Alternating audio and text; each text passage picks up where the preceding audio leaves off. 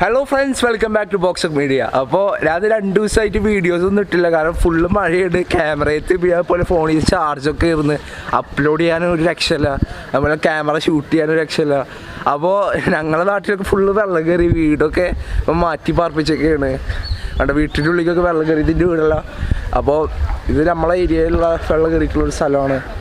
നോക്കുമ്പോൾ തന്നെ അറിയാം അത്യാവശ്യം വെള്ളം കയറിയിട്ടുണ്ട്. അത് നമുക്കിവിടെ നമ്മുടെ ഫ്രണ്ട്സൊക്കെ ഉണ്ട്. ഇവിടെ ചെയ്യുന്നതാണ് വരിക. ആൾ ഞാനും കൂടി ഒന്ന് വോക്ക് ചെയ്യാൻ വേണ്ടി ഇറങ്ങിയതാണ്. അപ്പോൾ അത്യാവശ്യം എൻ്റെ കാലിൻ്റെ അടിയിൽ നല്ല വെള്ളം വരുന്നുണ്ട് ഇവിടെ. പിന്നെ നിങ്ങൾക്ക് ഇവിടെ നോക്കിയാലറിയാം, അത്യാവശ്യം നമുക്ക് അവിടെ ഇട്ടൂട്ടിൻ്റെ നമുക്ക് വെള്ളം കാണാം. അപ്പോൾ അത്യാവശ്യം നല്ല വെള്ളം വരുന്നുണ്ട്. ഇപ്പോൾ കുഴപ്പമില്ലാത്ത വെള്ളമുണ്ട്. ഇവിടെയൊക്കെ ഇപ്പോൾ കുടുംബങ്ങളൊക്കെ മാറി താമസിക്കുകയാണ്, വീട്ടിലൊക്കെ വെള്ളം കയറിയിട്ട്. പിന്നെ കേരളത്തിലെ ഒട്ടുമിക്ക സ്ഥലങ്ങളിലെ അവസ്ഥ ഇത് സെയിം തന്നെയാണ്, ഇവിടെ മാത്രമല്ല. അപ്പോൾ എല്ലാവരും കേരളത്തിന് വേണ്ടി പ്രാർത്ഥിക്കുക. ബാക്കിൽ നിന്നൊരു ലോറി വരുന്നതാണോ? നമുക്ക് ഈ വീടിൻ്റെ അവസ്ഥ കാണാം. നമ്മളെ ഈ വീടിൻ്റെ ചവിട്ടിൽപ്പടി അടക്കം മുങ്ങിക്കാൻ നമുക്ക് കാണാം. പകുതി ഗേറ്റിൻ്റെ പകുതി വെള്ളം നമുക്ക് ഇവിടെ കാണാം. അപ്പോൾ നമുക്ക് ഇവിടെ ലോറി പോകണമെന്ന് കാണാം. ഇപ്പോൾ വണ്ടി പോകണവരൊക്കെ വലിയ വണ്ടിയിൽ തന്നെ അതിന് മാക്സിമം പോകാൻ പറ്റുള്ളൂ. ചെറിയ വണ്ടികൾ പോകുകയാണെങ്കിൽ എന്നാൽ അത്യാവശ്യം നല്ല ബുദ്ധിമുട്ടുണ്ട്. നിങ്ങൾക്ക് ഇവിടുത്തെ വ്യൂ കണ്ടാൽ അറിയാം.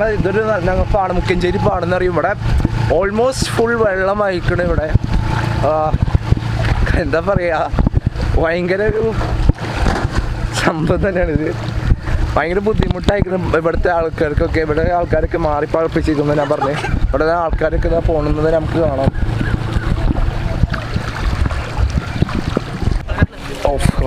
അപ്പോൾ ഇവിടെ നമുക്കൊരു പാലം പോലെയാണ്. അപ്പോൾ അവിടെ കുറച്ച് വെള്ളത്തിൻ്റെ ഒരു സമാധാനമുണ്ട്.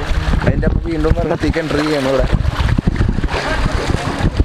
ഇതിപ്പോൾ 2 ദിവസത്തിനുള്ളിലാണ് ഇങ്ങനെ ഇത്ര അധികം വെള്ളം കയറിയത്. ആക്ച്വലി ഇന്നലെ ഞാൻ ഇവിടെ മോർണിംഗിൽ വന്ന് നോക്കിയപ്പോൾ ഇവിടെ ഇതിന് ഹാഫ് വെള്ളം ഉണ്ടായിരുന്നുള്ളൂ. ഇപ്പോൾ ഇന്ന് അതിന് കൂടി. ഇന്നലെ രാത്രിയൊക്കെ ഭയങ്കര മഴയായിരുന്നു. ഇപ്പോഴും മഴക്കാറൊക്കെ ഉണ്ട്. എൻ്റെ ഫ്രണ്ടിൻ്റെ വീടാണ്. ആ ഫ്രണ്ടിൻ്റെ വീട് എൻട്രൻസ് ഇങ്ങനെയാണ്, ഫുള്ള് വെള്ളമായിട്ട്. പക്ഷെ അവൻ്റെ വീട്ടിലേക്ക് അത് എത്തിയിട്ടില്ല. ഞാനൊന്ന് പോയിട്ട് നമുക്കിവിടെ വീടിൻ്റെ ഉള്ളിലൊക്കെ വെള്ളം കയറിയിട്ട് അവിടുത്തെ ആൾക്കാരൊക്കെ മാറി താമസിച്ചൊക്കെയാണ്. അപ്പോൾ കഴിഞ്ഞ പ്രാവശ്യം പ്രളയം വന്നപ്പോഴും ഈ ഏരിയയിൽ ഒക്കെ ഇതേപോലെ തന്നെയായിരുന്നു സിറ്റുവേഷൻ. പക്ഷേ ഞാൻ ഓൾറെഡി പറഞ്ഞു, ഇവിടെ എൻ്റെ ഫ്രണ്ടിന് പല കടയുണ്ട്, ഇത് ഫേർണിച്ചർ കടയുണ്ട്. അതിൻ്റെ ഉള്ളിലേക്കൊക്കെ വെള്ളം കയറിയിരിക്കുകയാണ്. നോക്കിയാൽ കാണാം.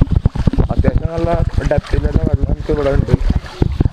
അപ്പോൾ ഇവിടെ ഞാൻ പറഞ്ഞു, ഇവിടെ ഒരു പള്ളിയുണ്ട്. അതിൻ്റെ ഉള്ളിലേക്ക് നമുക്ക് ഇവിടെ വെള്ളം കയറിയതായിട്ട് കാണാം. ആ റോസ് പെയിൻറ്റ് നിസ്കാരപ്പള്ളി. ഇവിടെയുള്ള വീടുകളൊക്കെ അവസ്ഥ തന്നെയാണ്.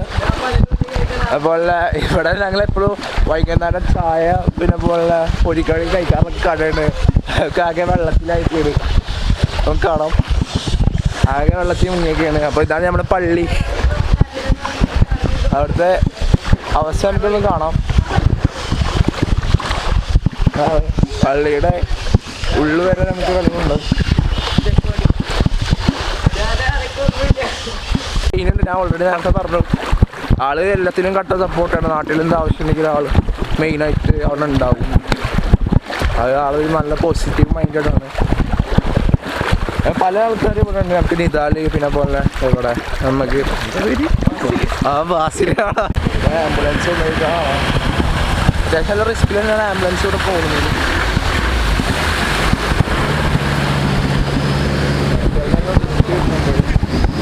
ആംബുലൻസാണ്. നമ്മൾ സ്കൂട്ടർ ഇവിടെ മുങ്ങിയിട്ടാണ് ഇരിക്കുന്നത്.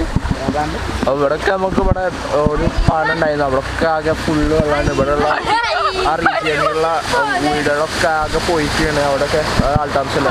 പക്ഷേ ഇങ്ങനത്തെ വണ്ടികളൊക്കെ പോകട്ടോ, ഇങ്ങനത്തെ വണ്ടികളൊക്കെ പോകും. ജീപ്പ് പോലത്തെ വണ്ടികളൊക്കെ മാക്സിമം പോകും.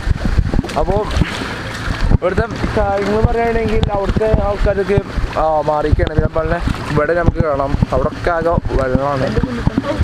പിന്നെ അത് സെയിൻ്റെ കുഞ്ഞിപ്പാടെ വീടാണിത്. അവരൊക്കെ അവസ്ഥ ഇങ്ങനെ ദയനീയാണ്. ഇവിടെ നമ്മളെ ചെക്കന്മാരാണോ? നമ്മളെ ആഷിദും നജാദും അതുപോലെ ചെക്കന്മാരൊക്കെ ഇവിടെ ജോലിക്ക് ഇറങ്ങിയിട്ട് ക്ലാസ് ഒന്നും ഇല്ലാത്ത കാരണം എല്ലാവർക്കും ഭയങ്കര ഹാപ്പിയാണ്.